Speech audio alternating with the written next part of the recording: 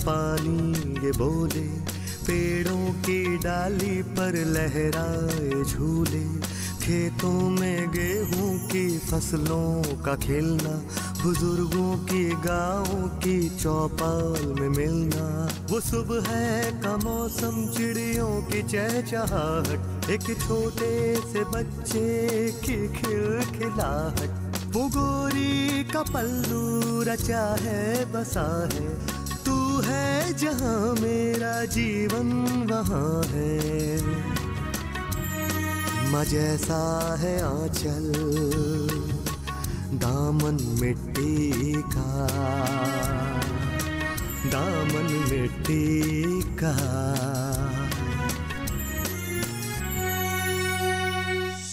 जो प्रधानमंत्री आवास योजना है उसका पूरी तरह से फायदा हमारे गांव वालों को क्यों नहीं मिल पाया? जो छोटे किसान है ना, 10 बीघा या उससे कम वाले, उनका सिर्फ आज गुजारा ही हो पाता है, खेती से फायदा नहीं हो रहा है उनको। लेकिन इस बार इस घर के लिए सबसे सुखद घटना ये है कि तेरी बेटी का इस घर में बहू बनकर आना।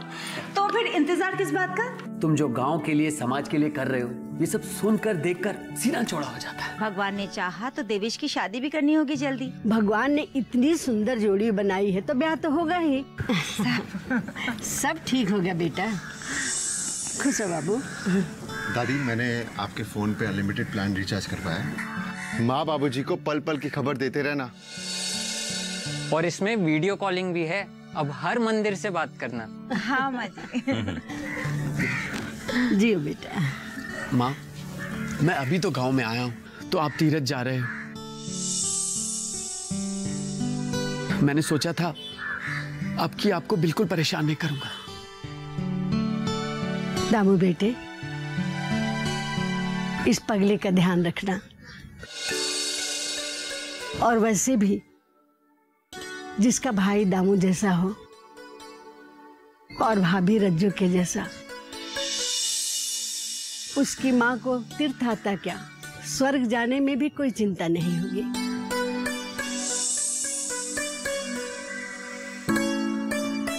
चाची जी, आप मुझे भूल गई। अरे बेटा, आपका एक बेटा और भी है। अरे बेटा, मैंने तो समझा कि तुम लोग आओगे ही नहीं, जरूर किसी काम में लग गए होगे। आप तीर्थ यात्रा पर जा रही हैं और आपका आशीर्वाद लेने हम नहीं आएंगे, ऐसा हो सकता है? हाँ बेटा।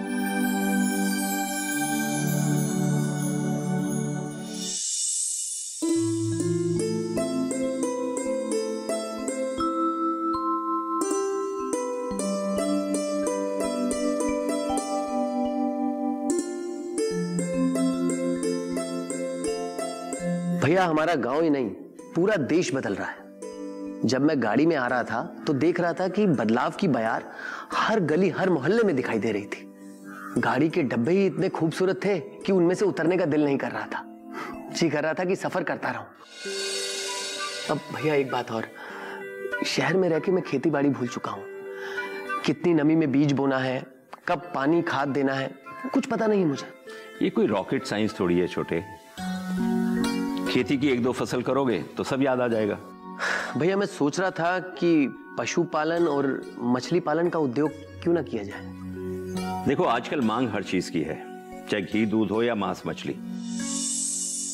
जानकारी लेकर अगर व्यवसाय किया जाए तो कोई काम कठिन नहीं होता, ना ही आसान होता है। अगर पशुपालन का व्यवसाय करना है तो बैंक से लोन लेके 20-25 गायें पाल लो, और अगर मछलियों का व्यापार करना है तो खुद का एक तालाब बनाकर उसे साफ सफाई करवाओ, उसमें मछलियां पालो। भैया, गांव में चीजें नहीं होने की वजह से लोग शहर घर परिवार को छोड़कर भागते थे। मैं चाहता हूं कि गांव की हर चीज गांव में ही उपलब्ध करवा दूं, और देवेश से भी इस बारे में सलाह ले लेते हैं, फिर काम शुरू करते हैं। जरूर, देवेश्वर को इस विषय में बहुत जानकारी है। मुझे एक काम से जाना है, मैं वापस आकर तेरे से बात करता हूं। जी भैया।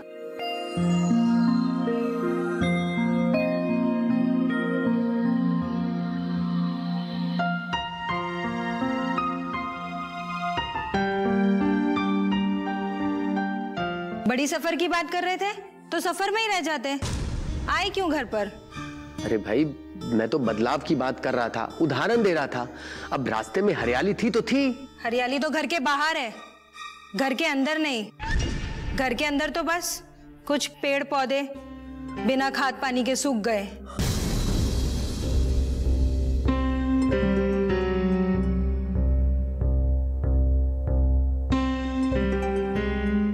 सूरज, कहाँ जा रहे हो बेटा?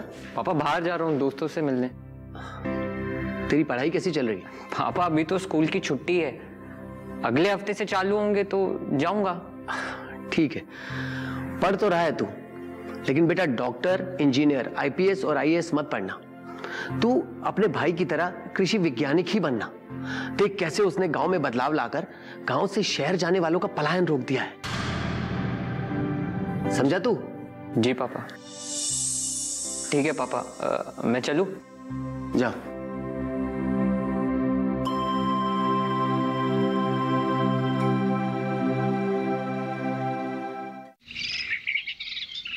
हमारे विज्ञान ने टमाटर उगाने की एक नई तरीके की विधि विकसित की है। उस टमाटर की खास बात यह है जिसका औसत साइज 100 से 150 ग्राम का होगा। और इस टमाटर की खास बात यह है कि इसके पौधे में 25 किलो टमाटर पैदा हो सकते हैं।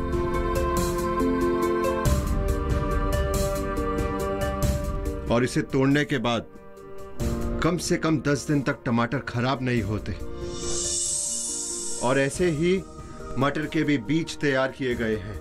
उस मटर की खास बात यह है कि आप उस मटर को छिलके के साथ खा सकते हैं। इस तरह की कई फल और सब्जियां हैं जिनके बीज आप खरीद के ला सकते हैं और उन्हें अपने खेतों में लगा सकते हैं। आप सब लोग कम लागत में ज्यादा पैदावार पा सकते हैं। ग्रीन हाउस और पॉली हाउस की तरह जाने जा सकते हैं और फिर सरकार से आपको सब्सिडी भी मिलेगी। सरकार जब इतनी सुविधाएं दे रही है और जैविक खेती करने से लाभ ही लाभ है, तो हम किसान भाइयों ने सोचा है कि जैविक खेती हम लोग भी अब से करेंगे। ये तो मैं आपको पहले दिन से कह रहा हूं कि आप सब लोगों को जैविक खेती ही करनी चाहिए। अंग्रेजी खाद और पेस्टिसाइड्स डालकर अपने खेतों की मिट्टी को बीमार कर रहे हैं। और अगर ऐसा ही चलता रहा तो एक समय ऐसा आएगा कि खेतों में घास तक नहीं उगेगी।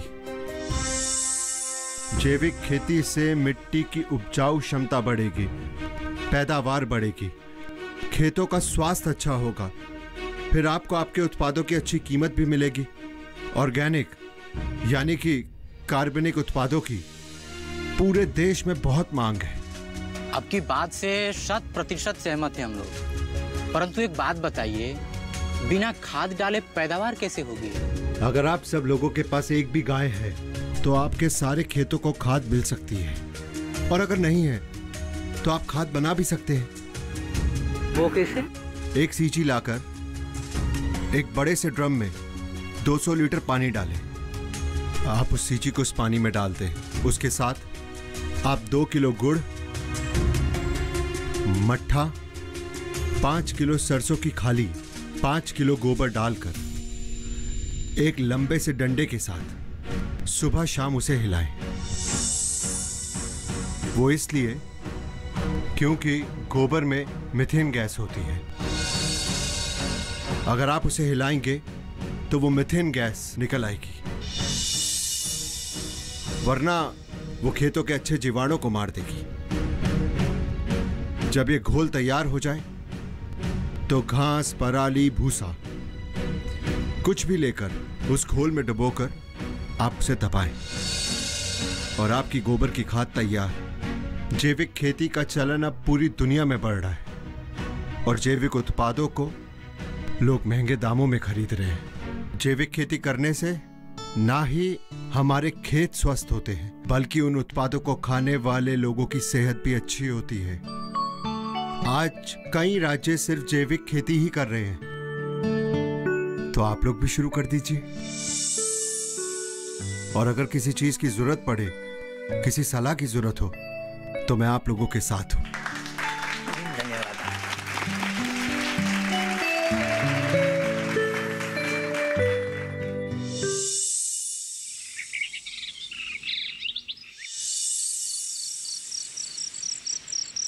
मैं कल मायके जा रही हूँ। आराध्या, क्या हो गया तुम्हें? मैं जब से आया हूं देख रहा हूं तुम उखड़ी उखड़ी हो, मुझसे सीधे मुंह बात ही नहीं कर रही। जब मैं शहर में था तुम रोज मुझे फोन करती थी कि कब घर आओगे, जल्दी घर आ जाओ। आज जब मैं घर में आ गया हूं तो तुम मायके जाने की बात कर रही हो। तो क्या मैं मायके भी ना जाऊं, अपने माँ बाप से भी ना मिलूं? अरे बाबा, मैं तुम्हें मायके जाने से नहीं रोक रहा, कल ही तो आया हूं मैं, कुछ दिन तो रुक जाओ। और फिर देवेश का ब्याह भी है, उसके ब्याह तक ही रुक जाओ। क्या करूंगी मैं ब्याह में? डोली को कांदा दूंगी या दूल्हे की बलाई लूंगी या नई दुल्हन का गृह प्रवेश करवाऊंगी? मेरी जरूरत ही क्या है? जेठानी जी का बेटा है, वही करेंगी। भतीजा है वो मेरा आराध्या, काकी हो तुम उसकी, तुम्हारे बेटे जैसा है। तुम उसकी शादी में नहीं रहोगी तो लोग क्या कहेंगे, क्या सोचेंगे? देखो, जिसको जो सोचना समझना है वो समझे। जब से शादी हुई है मुझे ऐसा कभी लगा ही नहीं कि अपना घर है। तुम तो शहर जाके बैठे थे, मैं यहाँ बस सारा दिन काम करती रहती थी, थक जाती थी और दरवाजा बंद करके सो जाती थी। अरे आराध्या, मैं भी वहां दिन भर नौकरी करता था और रात में सो जाता था। मैं कौन सा वहां नौटंकी देखता था या रात को शहर की चकाचौंध देखने चला जाता था? और आराध्या, मैं तुम्हें यहाँ पर अकेला छोड़ने की सजा देने के लिए शहर नहीं गया था। मेरे हालात मुझे शहर ले गए थे, जरूरतें थी कुछ ऐसी। अब सब कुछ ठीक हो गया है, मैं वापस घर आ गया। अब मैं कभी शहर नहीं जाऊंगा। तुम आ गए हो, तुम अब कभी नहीं जाओगे, पर मेरी तो उम्र ही बीत गई तुम्हारी राह देखते देखते, तुम्हारे इंतजार में। जो उम्र बीत गई वो तो अब कभी नहीं आएगी। तुम नहीं मानोगी, मायके ही जाना चाहती हूँ। मैं कल तुम्हें छोड़ आऊंगा मायके, रह लेना 8-10 दिन वहां पर। 8-10 दिन के लिए नहीं जा रही हूँ मैं, पूरे 6 महीने के लिए जा रही हूँ। 6 महीने? 6 महीने मायके में रहोगी? क्यों? तुम आधी उम्र शहर में रह सकते हो, मैं आधा साल भी अपने माँ बाप के साथ नहीं रह सकती। दामन में टीका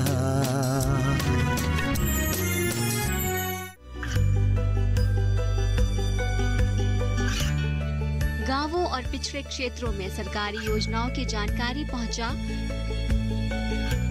देश में कौशल और क्षमता विकास कर ग्रामीणों को सामाजिक बदलाव और विकास से जोड़ने की दूरदर्शन किसान की पहल चौपाल चर्चा देखें सोमवार से शुक्रवार सुबह 9 बजे। दामन में टीका। कितने तीज त्योहार बीत गए, कितने सावन आए, कितने फागुन आए और चले गए, लेकिन मेरे दिल की बात तो खाली की खाली रह गई। जब भी फोन उठाती थी ये सोचती कि आज अपने दिल का बोझ हल्का कर लूं तुमसे, पर मुझे रोना आ जाता। मैं तुम्हें परेशान नहीं करना चाहती थी, इसीलिए जब तुमसे बात हो जाती तब जी भर के रो लेती। सोचती थी माँ के यहाँ चली जाऊं, पर अपने आप को संभाल लेती कि मेरे बेटे सूरज का क्या होगा, कौन उसकी देखभाल करेगा, कौन उसे सुबह स्कूल भेजेगा। इस पूरे घर में बस अकेली तो रह गई हूं मैं। तो तुम नहीं मानोगी, मायके ही जाना चाहती हूँ। मैं कल तुम्हें छोड़ आऊंगा मायके, रह लेना 8-10 दिन वहां पर। 8-10 दिन के लिए नहीं जा रही हूँ मैं, पूरे 6 महीने के लिए जा रही हूँ। 6 महीने? 6 महीने मायके में रहोगी? क्यों? तुम आधी उम्र शहर में रह सकते हो, मैं आधा साल भी अपने माँ बाप के साथ नहीं रह सकती। मैं अपनी मर्जी से जा रही हूँ और अपनी मर्जी से ही आऊंगी। अरे बैठो, अभी कहाँ जा रही है? सुबह जाना। सुबह सूरज निकलते ही मैं निकल जाऊंगी। सूरज 8 घंटे बाद निकलेगा। तो मुझे तैयार होने में भी 8 ही घंटे लगेंगे।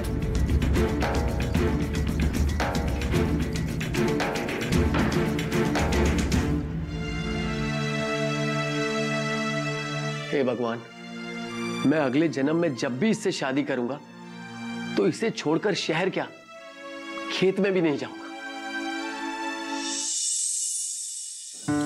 राजू,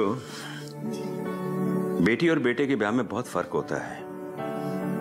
बेटे के ब्याह में सारा बोझ ससुराल वालों पे होता है। देवेश्वर हमारा इकलौता बेटा है और इस घर में बहुत अरसे के बाद ब्याह की रस्म होगी।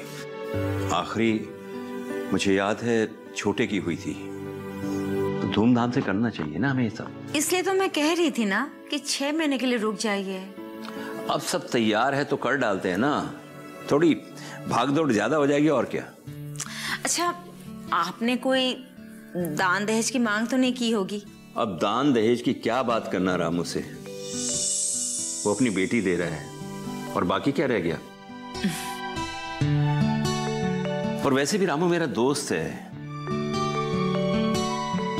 क्या मांगू उससे, लेने के लिए भी तो कुछ नहीं है ना। मैं तो बहुत खुश हूँ कि मुझे एक सुशील, संस्कारी, सुंदर सी बहू मिली है। हाँ, कल्याणी बहुत अच्छी लड़की है। पल्लवी भाभी ने बहुत संस्कारों से पाला है उसे। वैसे उनकी दोनों बेटियां बहुत प्यारी हैं। एक गिलास पानी लाओगी? अभी लाई।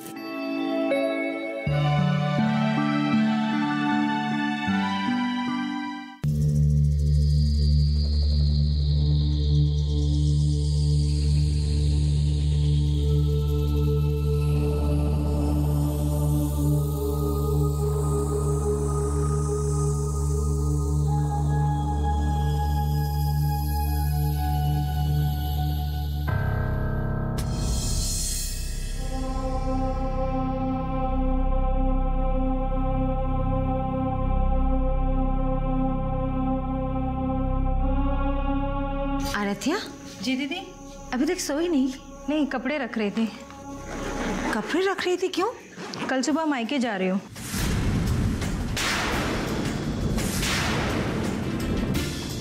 मायके जा रही हो? क्या हुआ? देवर जी से कुछ बात हो गई क्या? नहीं दीदी, बस कुछ दिनों से माँ की बहुत याद आ रही थी, इसलिए जा रही हूँ। आराध्या, अगले हफ्ते देवेश की शादी है। सारे मेहमान रिश्तेदार घर पर आने वाले हैं और तुम ऐसे समय पर मायके जा रही हो। मेरा मन बहुत भरा हुआ है दीदी। मैं समझ सकती हूँ आराध्या कि देवर जी से तुम्हें बहुत शिकायत है, लेकिन हफ्ते भर में शादी है। तुम अगर रुक जाती तो अच्छा होता। दीदी, मेरा मन बहुत भरा हुआ है, उस खुशी में भी मैं खुश नहीं रह पाऊंगी। मैं आपके आगे हाथ जोड़ती हूँ दीदी, मुझे मत रोकिए। कुछ दिन माँ के पास रह लूँगी तो मन बहल जाएगा। बस कुछ ही दिनों में आ जाऊँगी। ठीक है, जब तुमने अपना मन बना ही लिया है तो मैं नहीं रोकूंगी। जाओ। दीदी, आप नाराज़ मत होना। नहीं, मैं तुमसे नाराज़ नहीं हूँ, पर हाँ, अगर तुम शादी तक रुक जाती तो मुझे खुशी होती। दीदी, मैं शादी में नहीं हूँ तो क्या, मेरा आशीर्वाद हमेशा देवेश के साथ रहेगा, एक छोटी माँ की तरह। ठीक है, जाओ।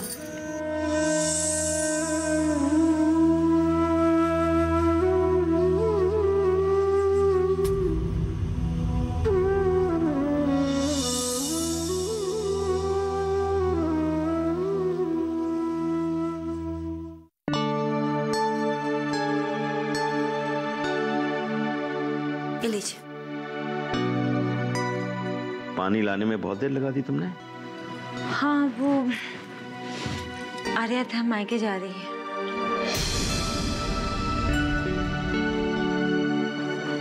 मायके जा रही? क्यों? अचानक क्या हो गया?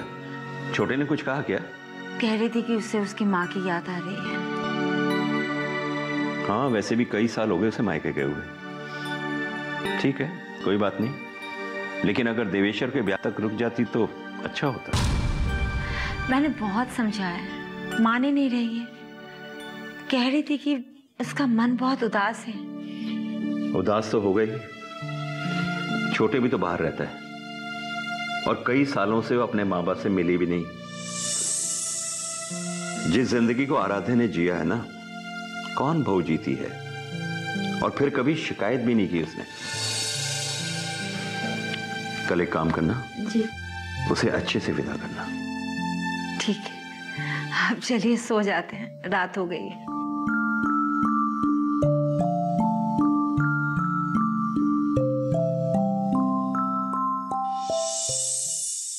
जब तुम अपने घर में थी तो शहर में सुबह शाम अपने पति से फोन पे बात किया करती थी। अब तुम मायके जा रही हो, अपने पति के साथ साथ जेठानी को भी फोन किया करना। माँ जी 4 धाम यात्रा पे निकल गई क्योंकि कोई उन्हें रोक नहीं सकता था, और छोटी जो है वो मायके चली गई क्योंकि वो रुकना नहीं चाहती थी। दामन मिट्टी का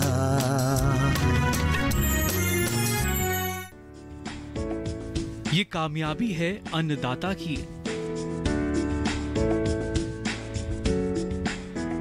ये कहानी है खेत और खलिहानों की। कैसे करें अपने पशुओं की देखभाल, जानिए गांव-गांव के किसानों का हाल। देखिए गांव किसान, सोमवार से शुक्रवार दोपहर 12 बजे सिर्फ डीडी किसान पर। दामन मिट्टी का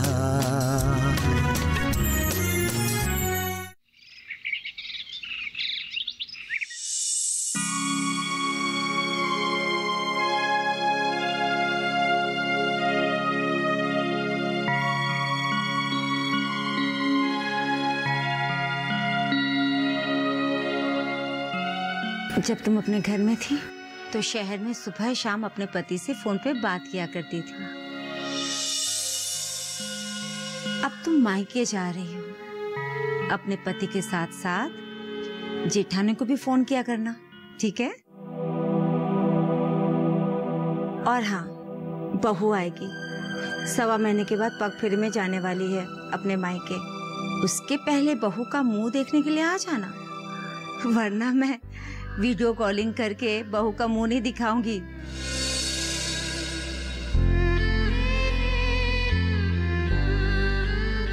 जी समझ गई ना?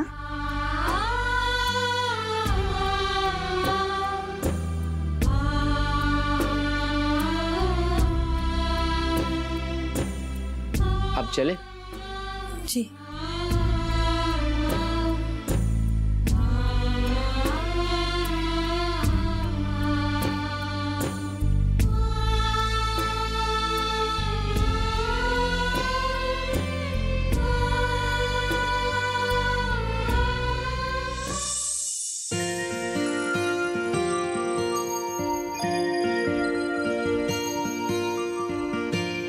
देवेश के लिए चाय बनाया है, उसे देने जा रहे हैं। इस घर के सदस्यों का भी कमाल है ना। माँ जी 4 धाम यात्रा पे निकल गई क्योंकि कोई उन्हें रोक नहीं सकता था, और छोटी जो है वो मायके चली गई क्योंकि वो रुकना नहीं चाहती थी। सबको मालूम है घर में शादी का माहौल बन रहा है, लेकिन कोई नहीं माना। मैं गार्डन में हूं, 1 गिलास मट्ठा ले आओ। जी अभी लाई।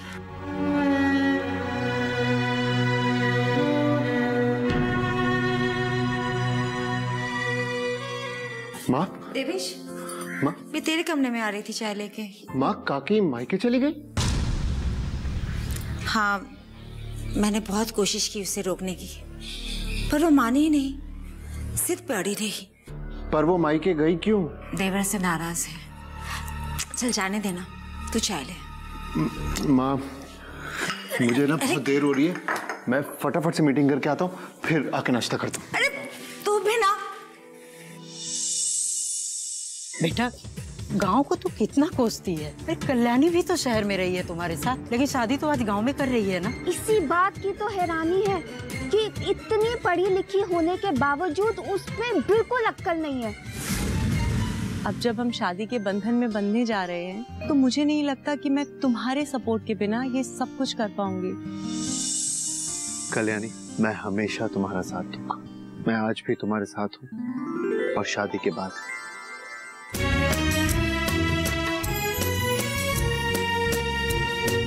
कुएं का मीठा पानी ये बोले, पेड़ों की डाली पर लहराए झूले, खेतों में गेहूं की फसलों का खिलना, बुजुर्गों की गाँव की चौपाल में मिलना, वो सुबह का मौसम, चिड़ियों की चहचहाहट, एक छोटे से बच्चे की खिलखिलाहट, वो गोरी का पल्लू रचा है बसा है, तू है जहां मेरा जीवन वहां है।